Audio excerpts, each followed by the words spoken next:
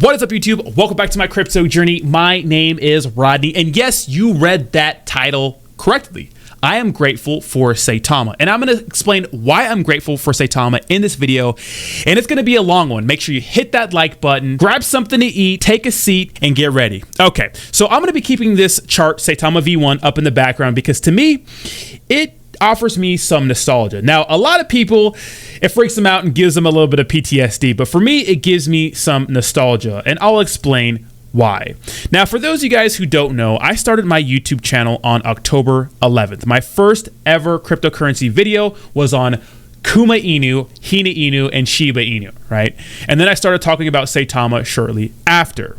Now, I bought into Saitama mid-October, late October, I forgot exactly when, but I got in right before this parabolic rise. Now, I remember vividly driving to my National Guard duty. It was a 2-hour drive, listening to the Crypto Stacker and Jake Gagan.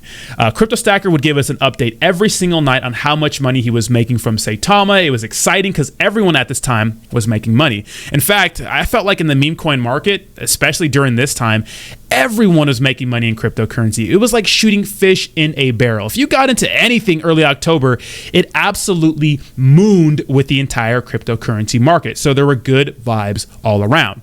Now, like a lot of people, I got into cryptocurrency, like really got into cryptocurrency because of meme coins. And I was kind of naive to the rest of the things that were happening in DeFi. I didn't know which projects were already established, what products were already there. And that's going to be important down the road. Now, I had been investing in cryptocurrency for a while through Robinhood, but I didn't really understand what it was all about. All I knew was that people were buying Dogecoin, people were buying Ethereum, people were buying Bitcoin, people were making money, and so I should too.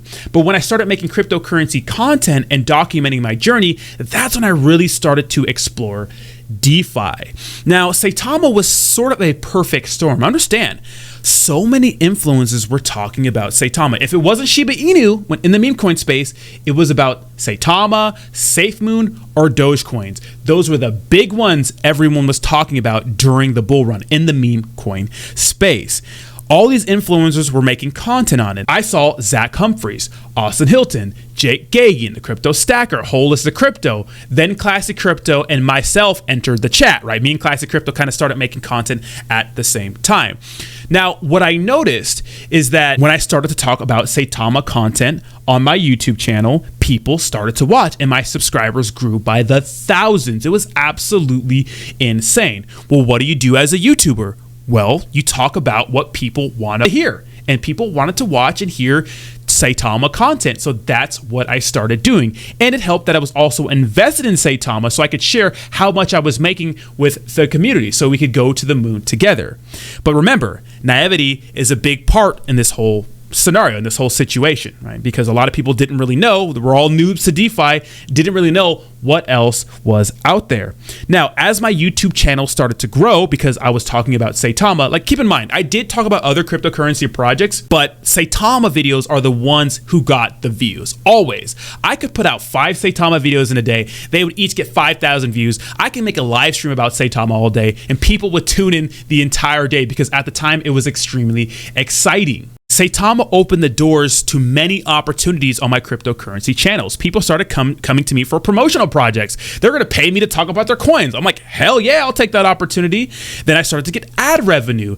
And now I'm making insane amount of money talking about cryptocurrency after working in the corporate world my entire life. Like, why not keep making content about Saitama? Like, plus I was invested and I was watching my wallet go to the absolute moon. And like I said before, it was just a perfect storm. Everything was working out. But as I started to spend more in the cryptocurrency world, I didn't stay in meme coins. I ventured out to other parts of DeFi because cryptocurrency as a whole is interesting to me. I just don't like meme coins. I like everything there is about cryptocurrency. And what I started to notice is that, well, the things that Saitama was offering wasn't really unique at all or revolutionary, but that's how they marketed it.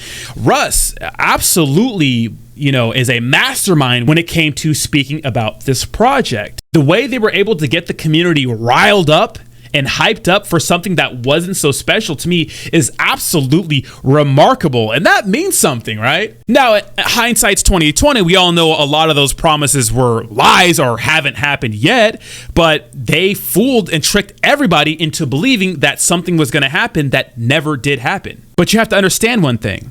Saitama doesn't get to a $7 billion market cap with no real product, right? Saitama never launched on November 13th without lying to the community. The UAE partnerships, the Visa card deals, the medical blockchain stuff with Lily Finance, or cross-chain functionality, a revolutionary swap, an app, the Blaze Fire partnerships, the Michael Thompson ex-NBA player thing, Willie D as one of their main influencers.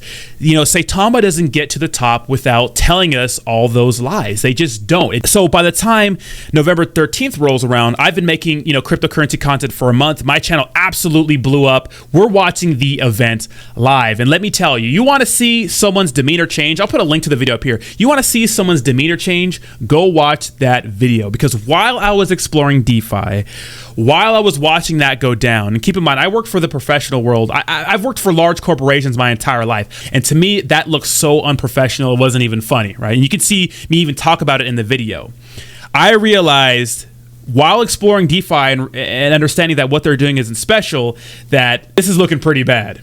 And I was at a crossroads. Now, before that, I was just being nice, right? Like every other influencer, I was being nice, not trying not to say anything mean to upset the community, because I didn't want to lose the community I built off of talking positively about Saitama by now being critical of the project since they weren't delivering. I gave him time after November 13th, but it was excuse after excuse after excuse after excuse after excuse. I just got tired of the excuses. So like I said, I was at a crossroads. Do I continue to pretend like nothing is wrong, like everything's happy, fine, happy, fun, sunshine time? Or do I start to speak critically of this project and be real with myself and be real with the community? I decided to be real. I lost thousands of subscribers. I mean, that really stalled out my channel for a good month. But people started to tune in still, whether it was to talk trash to me, call me a fudder, a hater, or report my channel or whatever, give me copyright strikes or whatever, right? Or share the same sentiment as I did, because a lot of people bought at the top right when they were supposed to deliver all those things that never happened. And the price absolutely tanked, right? Obviously, you can see right here in the chart. Now, luckily, once it pumped again, I was able to exit my position 100%. You do not get a lot of chances in DeFi to do that same thing. And then, of course, we all know what happened from January on. And of course, the new contract looks similar to this chart.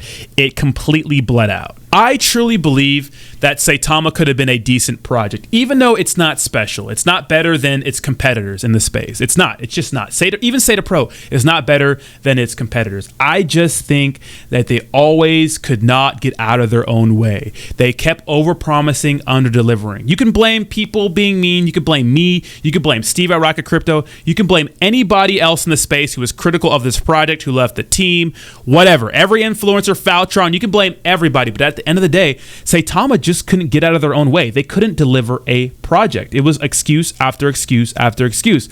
And people finally got fed up of waiting for something that was never going to happen. Now, in combination with the entire cryptocurrency market taking a dump, it's looking like this chapter is closing. Now, no one knows what the future holds. Saitama could be special in the future. It could.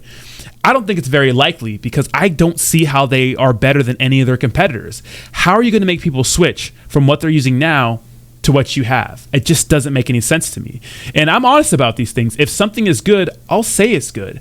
But I think that the ship may have sailed with Saitama. And unfortunately, I'm not sure how many people will ever make their money back. You don't really lose money until you exit a trade completely. A lot of people were up hundreds of thousands of dollars in this project and never sold. They held to the very end and are still holding, and it probably will still hold until the money turns to zero, or maybe goes back to the all-time high. Doubt it, but it could. There are still a lot of people that are ride or die for this project, but this project taught a lot of people a lot of lessons, right? And the main lesson was, hey man, sometimes when you're up, you're up. I learned that lesson because yes, I was able to sell at this second pump, but I could have sold here. I could have took more profits here, but I didn't, right? So sometimes when you're up, you're up. Every single day, it seems.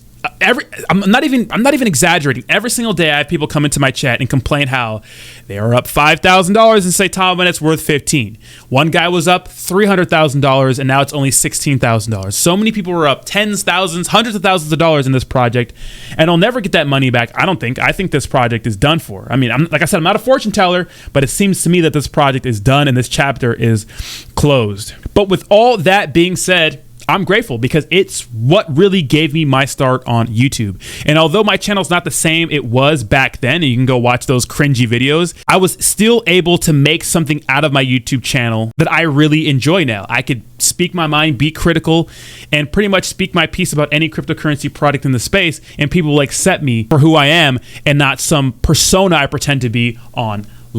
So let me know what you think in the comments down below. I'm interested to hear your opinion. Thank you so much for watching, and thank you to all of the degenerates out there who've been supporting me since day one. I appreciate you guys. To all my members, enjoy the rest of your day, and I'll talk to you soon. Peace.